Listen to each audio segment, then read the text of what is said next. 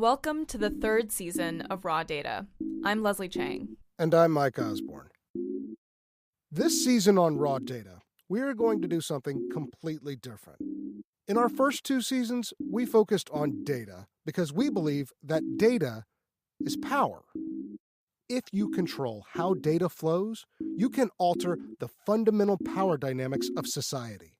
And today, the world's data is largely controlled by tech companies anchored in Silicon Valley. But we've never really asked the question, how did Silicon Valley come to have so much control in the first place? So in this season, we're going to look at the history of Silicon Valley. How did the Valley come to be so powerful? What are its ideological roots? And how is its mythology reshaping the world?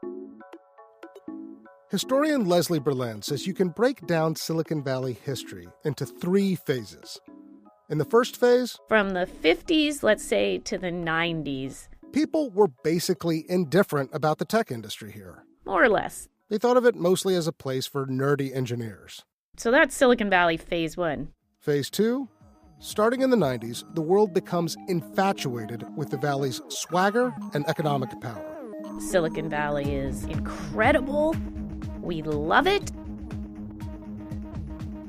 Phase 1 was no one cares. Phase 2 is Silicon Valley is the great American hope.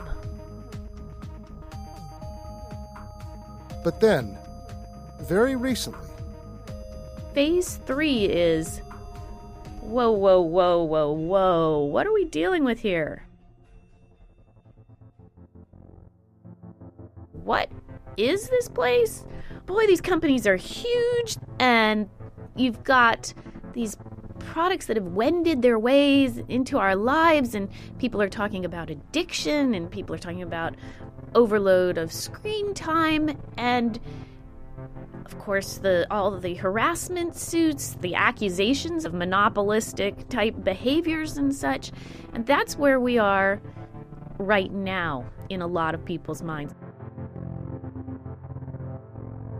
All of a sudden, it has this sort of shadowy, side to it. So why is it that now people are thinking of Silicon Valley in this different, sort of threatening way? Recently, a critical eye has turned on Silicon Valley. How did digital technologies become so enmeshed in our everyday lives? One explanation is that Silicon Valley has told a very compelling story about the technologies it's creating. That story draws on American notions of freedom and self-determination. Silicon Valley has been exceptionally effective at harnessing the deepest American faith in individualism for their own marketing purposes. Professor Fred Turner, author of the book From Counterculture to Cyberculture. Presenting the iPhone as a tool of liberation to us, when in fact it is a tool of, constant enmeshment in advertising. I am not liberated when I carry around a tracking device. What makes me free, right? I mean, do I like Google Maps? Absolutely. But do I like feeding my data 24/7 to someone who can aggregate it and maybe lose track of it or maybe give it to the NSA? No. And so the ideology of technology-centered individualism that permeates this valley is enormously useful for the valley.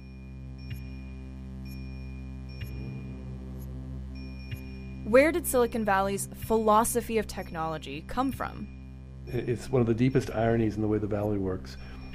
I think that a lot of the work that the generation of the 1960s did to experience individual freedom in their individual lives set the stage for and still informs the build-out of what is essentially a managerial, surveillance-based society.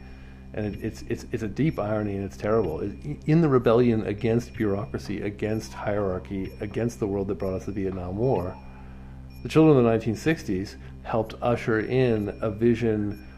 They've ushered in a world that includes Facebook and Google, worlds in which those things we do to be most free, the ways that we connect to one another in our most intimate lives, are now available for surveillance and monetization. we are, in a sense, in a way that's really new, never ever alone. And it's hard to be free if you're never ever alone.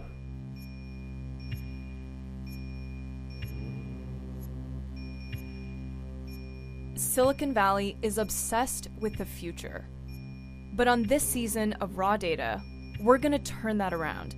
We are going to explore the history of this place and how we got to where we are today. Over the course of the next 12 episodes, we'll tell the stories of the people who made Silicon Valley.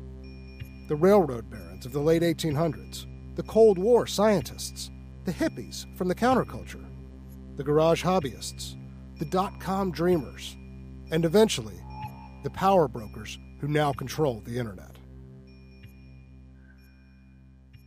This season of Raw Data, our series on the origins of power in Silicon Valley.